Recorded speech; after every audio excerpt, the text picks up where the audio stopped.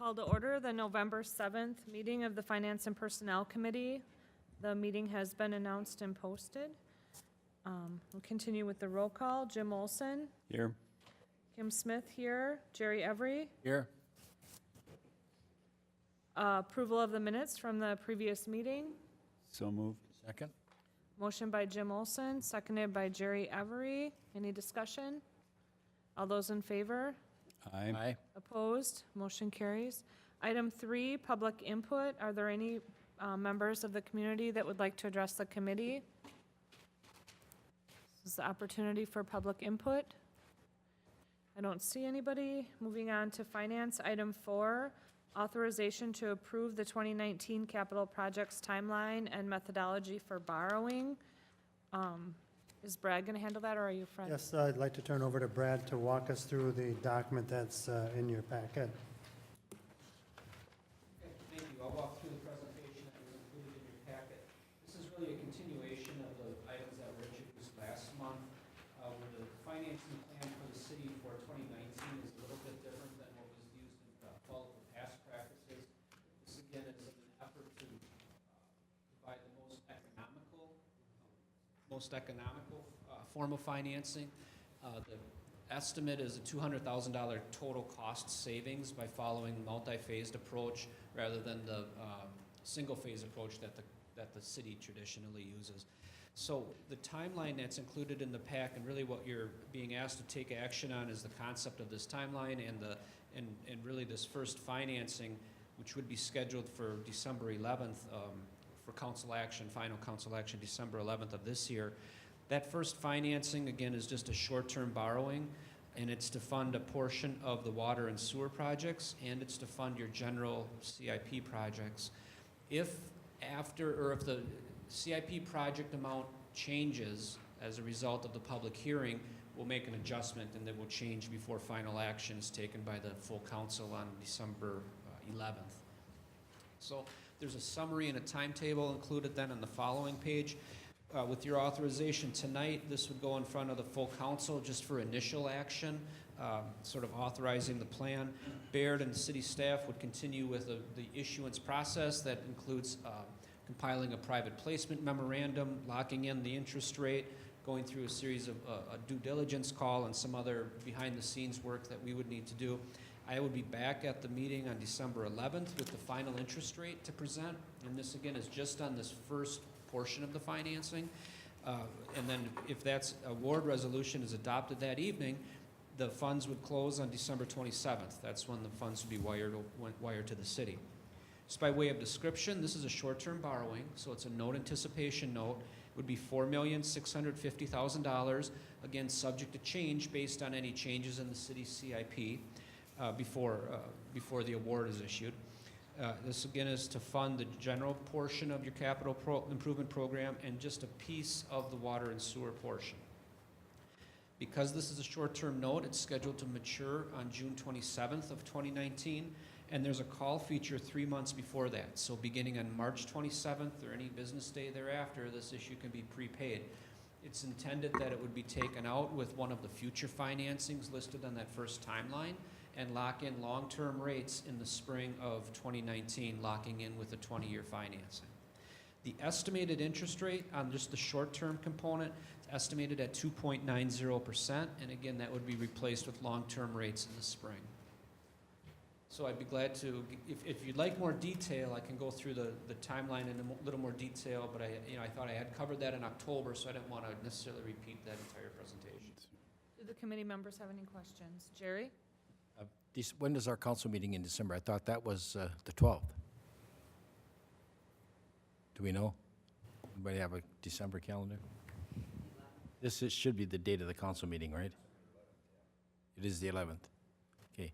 Yeah, and then you answered my questions about if the figures change. Any indication what the long-term rate might end up being?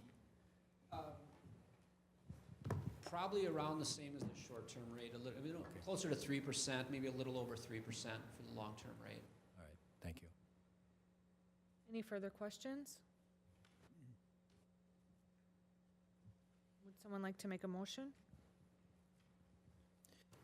Yeah, I'll make a motion that we approve the concept project timeline and methodology for our borrowing. Second. Motion by Jerry, seconded by Jim. Further discussion? All those in favor? Aye. Aye. Opposed? Motion carries unanimously. Thank you again, Brad. Appreciate your coming. Item 5, the 2018 Omni Center financials. Fred can give us a summary. Okay, in your packet, labeled F5, we have the financials for the Omni Center. On the second page, bottom of the second page, we have total revenues of $409,255. That is through the month of October, and $463,952.48 of expenditures, showing a shortage of $54,697.48. Keep in mind, the expenditures, in the month of September, we pay the October expenditures. And so what you have is the revenues are through the month of October, and the revenues are not, because I ran this report on 10/12, so the revenues nor the expenditures for the month of October are recognized. Other than that, I don't have anything more to say on the Omni Center. Jerry, do you have a question?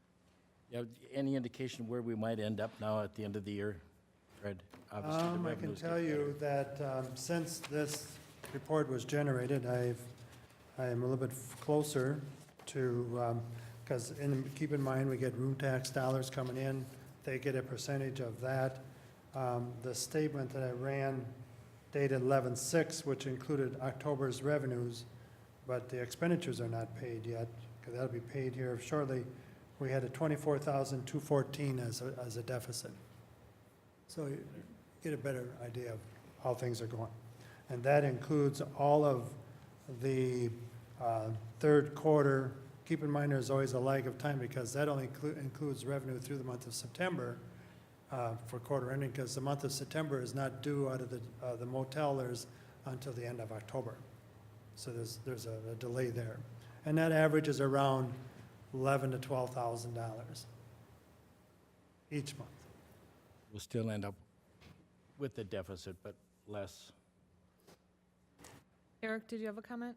Just the last comment about revenue is, now that the ice is back in, we'll start getting the ice rental revenue back up again, which obviously we're lacking in the summer, so you'll see. Additionally, we're only at 105 fiscal activity for the ice rental income compared to the 157 budgeted, but again, we've only had a handful of months beginning of the year, now we're back in that season again, so we should see an increase in revenue again from that on your next report. It would be nice to see that break even or close to break even. It would really be nice if we could get that thing going and keep it going, or decide what we want to do. Thank you. Is there a motion regarding the financials? Make a motion to approve the Omni financials? Second. Motion by Jerry, seconded by Jim. Further discussion? All those in favor? Aye. Opposed? Motion carries unanimously. Item 6, 2018 General Fund financials. Fred, could you please summarize? Okay, in your packet for the City of Onalaska General Fund, we have the revenues appear to be, from what I'm looking at, appear to be in line. Keep in mind, the revenue from the state doesn't come in until, the shared revenue does not come in until November 15th, which is on page 1 of 16. Let me find it here. It is about halfway down. $445,361 is what we're still waiting for, which will be received towards the end of this month. Other than the revenues, it appears, now that the swimming pool is closed, done for the year, they budgeted 67, and they took in 64, fairly close. Recreational revenues, we budgeted 70, and they took in 65. I'm not exactly sure they're gonna be very close. I think it's really too early to call, how should I say. Thank you, Fred. Any further questions? Jerry? One question, Fred, on the state aid road allotment, will that come in? That's broken into 4 payments throughout the year.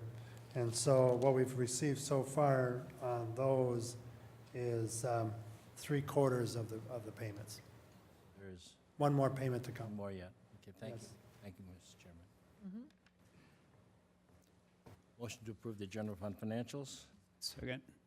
Motion by Jerry, seconded by Jim to approve the 2018 general fund financials. All those in favor? Aye. Opposed? Motion carries unanimously.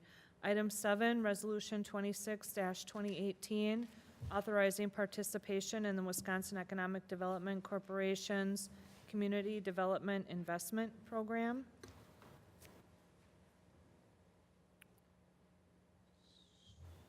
Does Katie want to give us a brief recap?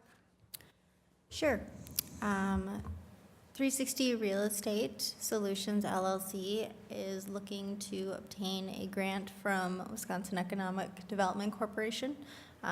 As part of those requirements, the city is required to be the applicant. This is the second grant that the city has applied for. We previously did this with the Misty Loans Dance Studio. And we are in the process of closing out that particular grant. So we are looking to apply again to assist in funding the Great River Residences project. So a resolution is required by WEDC in the grant application. Thank you, Katie. Does the committee have any further questions?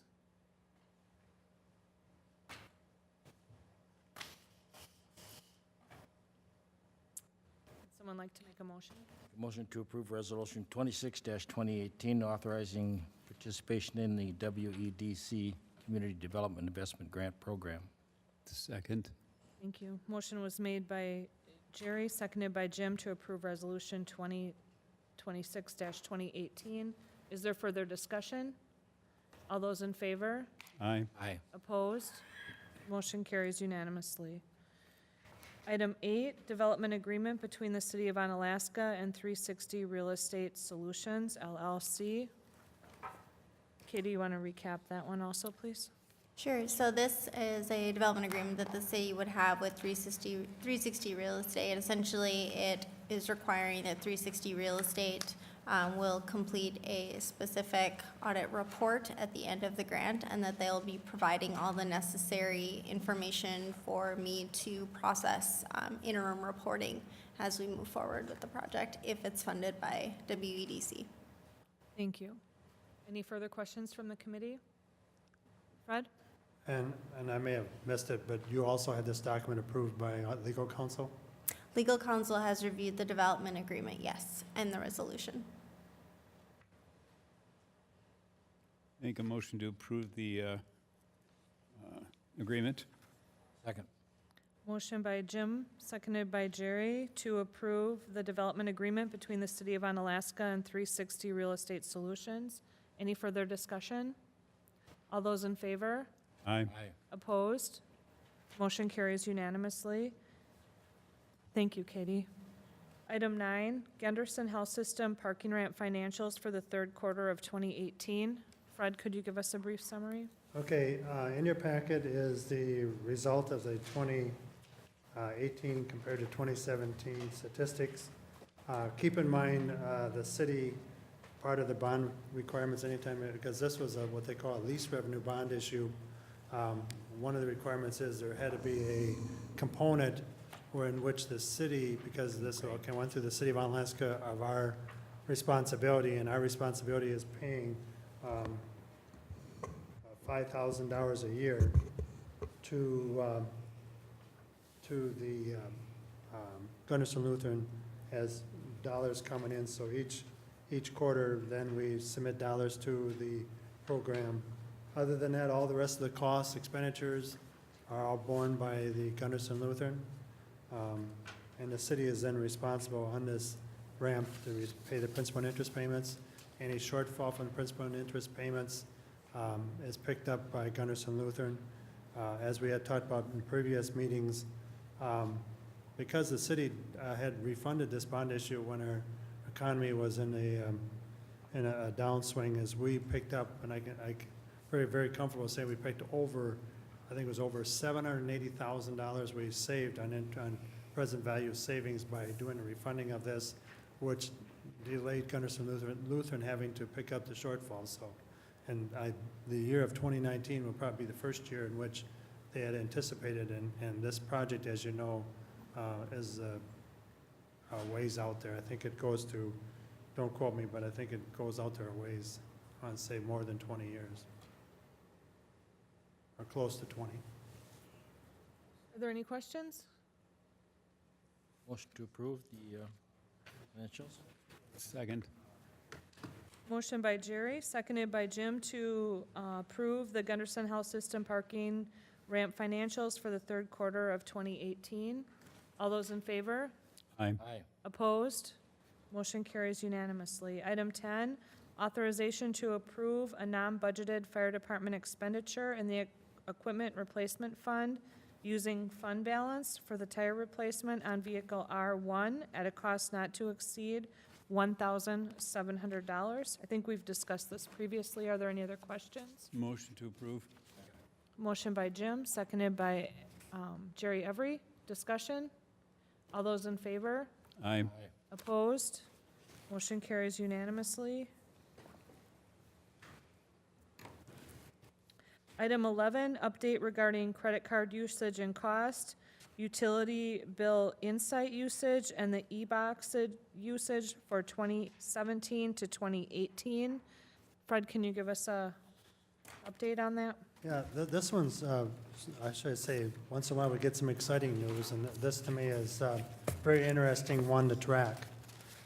Just to kind of give you a little history of the different methods of payment, the e-box method is a method in which the individuals that receive a utility bill go to their bank and say that on a certain day they want money to be paid to the city of Onalaska.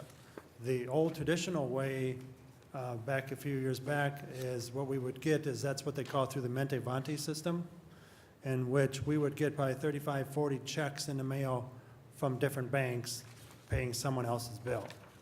And so what the e-box does is we have a system in place with our bank where a file and a notice is sent to all the banking institutions where a file is sent to Wells Fargo, and one of my staff members within a very short period of time will take that file, bring it into the system, and automatically post it against the individual's account.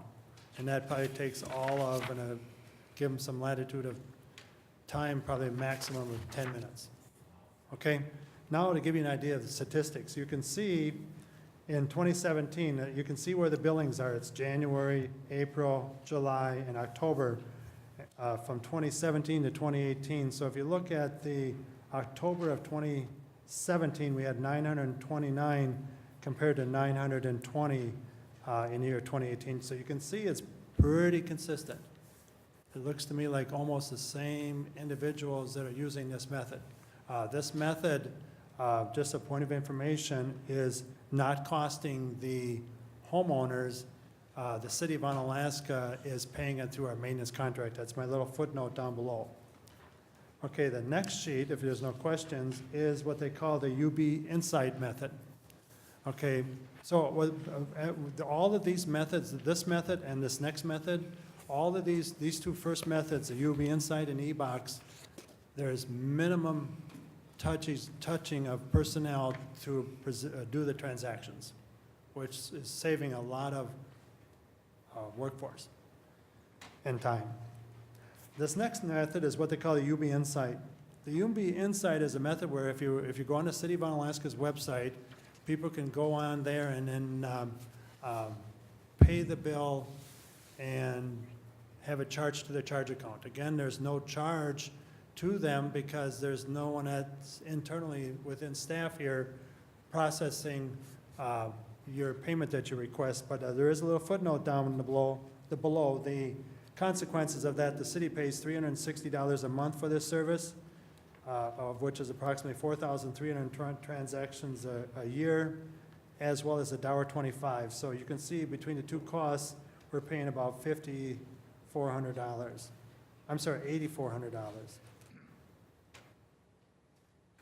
Actually, I'm closer to a little bit higher than that, but fairly close to little under the $9,000 threshold. Again, it's kind of interesting. Look at October of 2017, we had $771 transactions compared to 915. And if you compare one year to another, you can see more and more people are using the utility UB Insight method.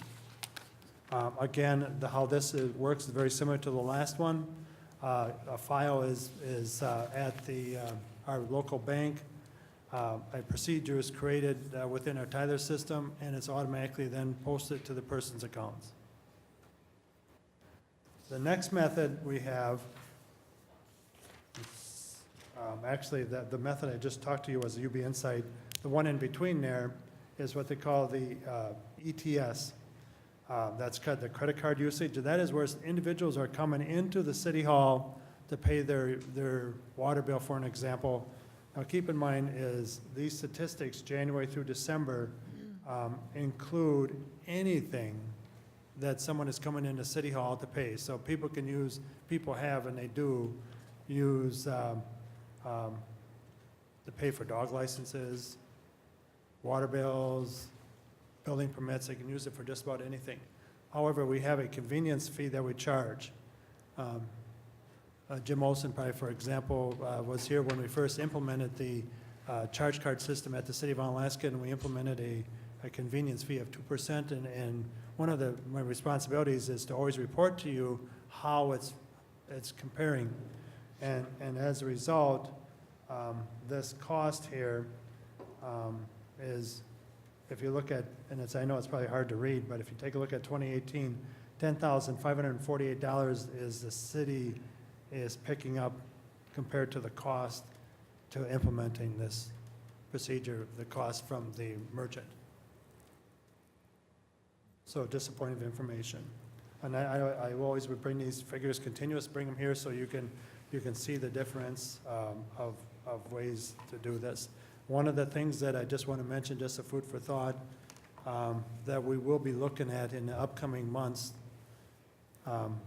hopefully implemented sometime in 2019, is the utilization, as you know, because what we're going to try to do is what they call online, under the Tyler technology software, online payments for parking tickets, if they wish to be handled very similar to the e-box and UB Insight, only to be called another form of payment, in which then we would upload the file, and then that file would automatically be posted against the dockets in which people owe parking tickets or citations.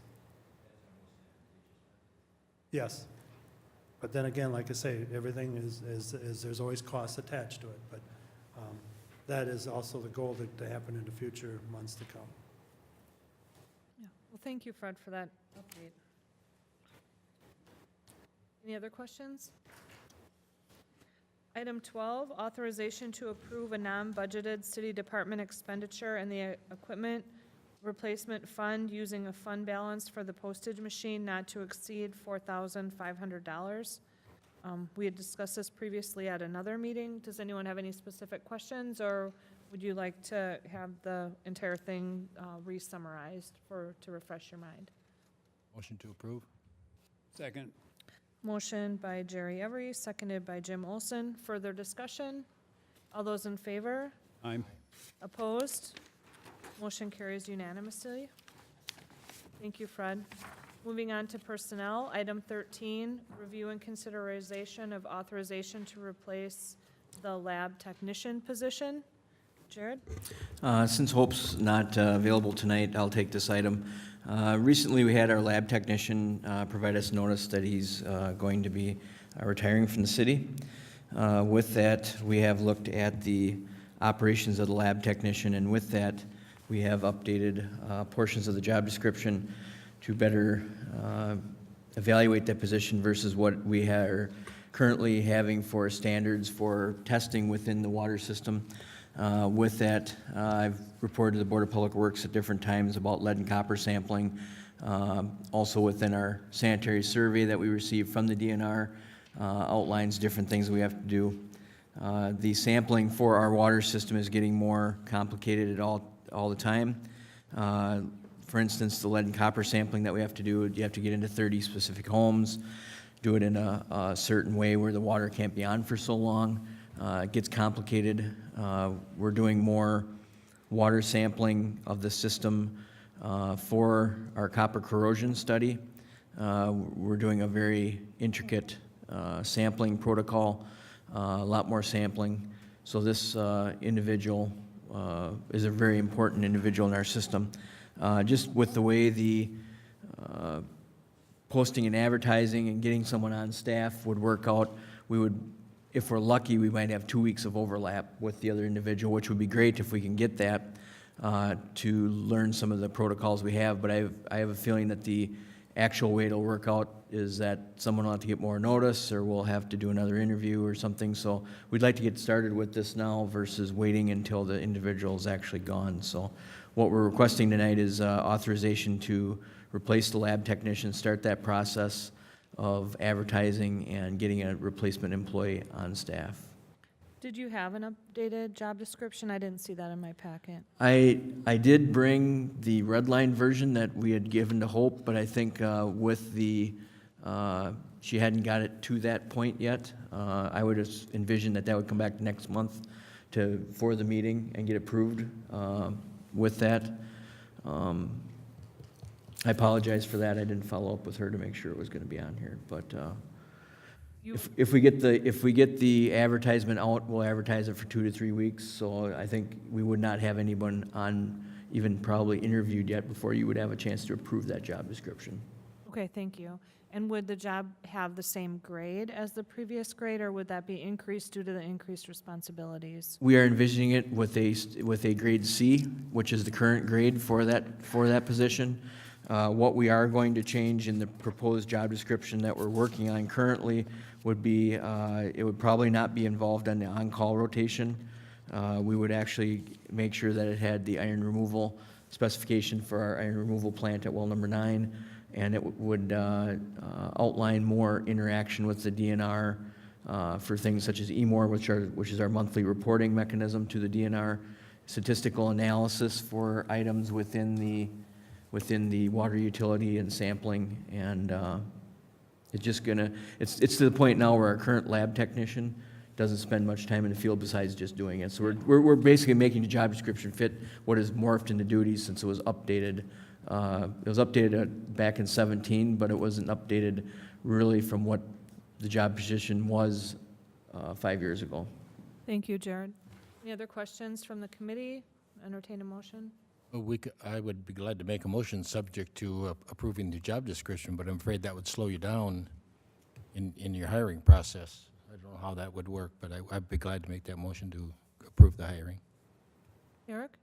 I think I can offer some clarity. No, it would not slow down the job hiring.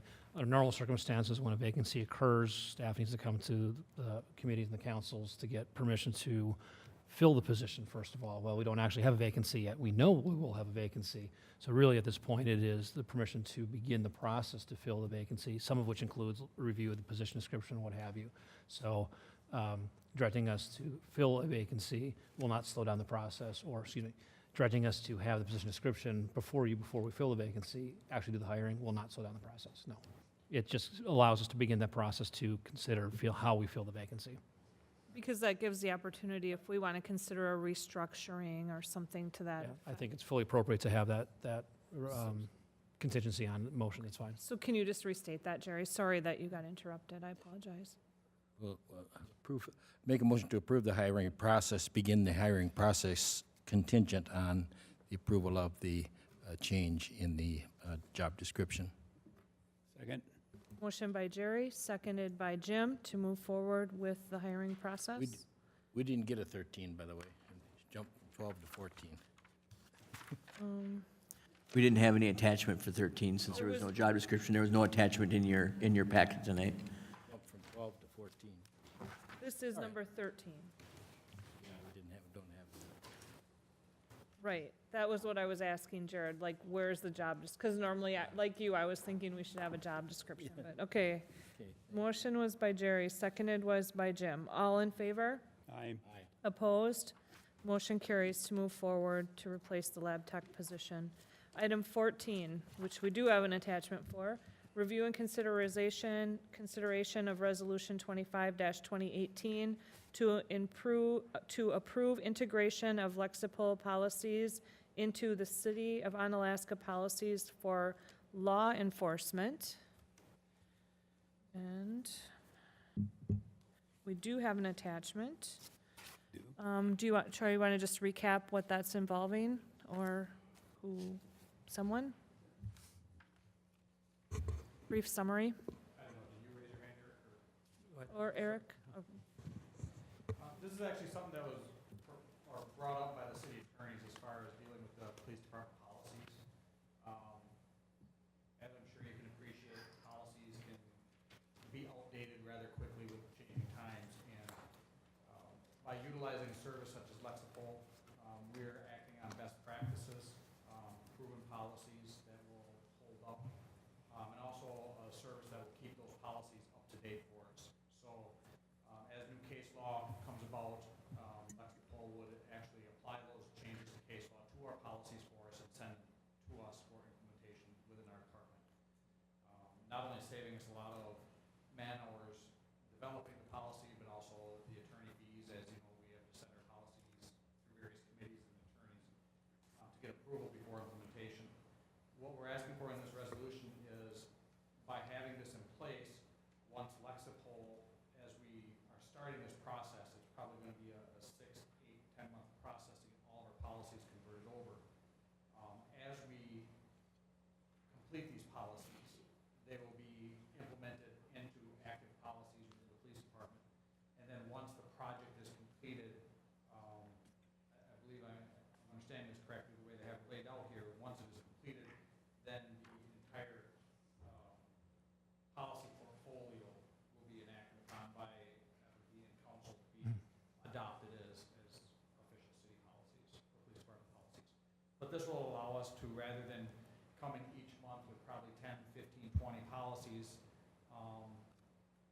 for you to act on, it'll allow us to get them to you, but you won't need to take action on them until you adopt them all as one bulk in the end. And what are the fees associated with the program, I which I'm assuming are already approved? Yes, that was already approved, and that, we did find funding for that. Mhm. So the initial is an annual fee, and I apologize, I think that's It's okay, yeah. I think it's under 3,000. under 3,000. And the, I can dig through my paperwork there if you really. no, I just was kind of nosy, and the, just So was general- I. just generally nosiness. And then, do you have an officer whose primary responsibility overseeing this transition That is? would be the assistant chief, Jeff. Okay. He has dealt with Lexipol in the past, and he has a lot of experience with policy manuals. So it is very fitting not only to him as a person, but his position as well, as overseeing the operational portion of the department. Sounds like a good resource to me. Did you guys have any questions, Jerry? This change, was this precipitated by changes in immigration, handling immigration cases? No. No? I think what brought it to light is, I mean, we still have policies in our policy manual dating back 2 chiefs ago that haven't been updated. And they all need to be updated. So our thought process, and again, the city attorneys really suggested this, and we jumped on board quickly because it's an excellent idea, is all the work to get those policies up to date. They have the information, they have the model policies that they just have to tweak to our organization. But again, they're all policies that are used in other departments in Wisconsin nationwide, but they're adopted Wisconsin statutes in Wisconsin. It's just a matter of getting our policies up to where they need to be. Heaven forbid we ever have litigation where we need to rely on. Thank you. Eric? The great thing about the Lexipol program is, as cases may be run through the courts or, circuits, Supreme, or other courts that may actually impact case law, those policies can be immediately written for the entire state and then blasted out to its partners, of which we would be going forward. And then the training feature that you have, that then those updates come out, you can actually train your staff on these new things that impact us without trying to go through this whole policy. And that's what's really scary about the policies being 2 chiefs ago, is we may be training staff on policies that really aren't pertinent to the current legal situation. So it reduces our liability. We did actually get a discount through CIVMIC by partnering with, CIVMIC gave us Lexipol gave us a discount because we're part with CIVMIC, but because they do work hand in hand, it reduces our liability substantially. So it's a good program. You said $3,000, was that the figure? They were guessing. Roughly. They were guessing, yeah. Thank you. I'll make a motion to approve Resolution 25-2018, integration of Lexipol policies into the city of Onalaska. Second. Motion by Jerry, seconded by Jim to adopt Resolution 25-2018. All those in favor? Aye. Opposed? Motion carries unanimously. Item 15, adjournment. Motion to adjourn. Second. Motion by Jerry Everly, seconded by Jim Olson. Go ahead. All those in favor? Aye. Aye. Opposed? Jared, We- Troy. We Can I are speak with adjourned. both The of you time for a is second? 8:05. Thank you. Gotta take about 5 minutes.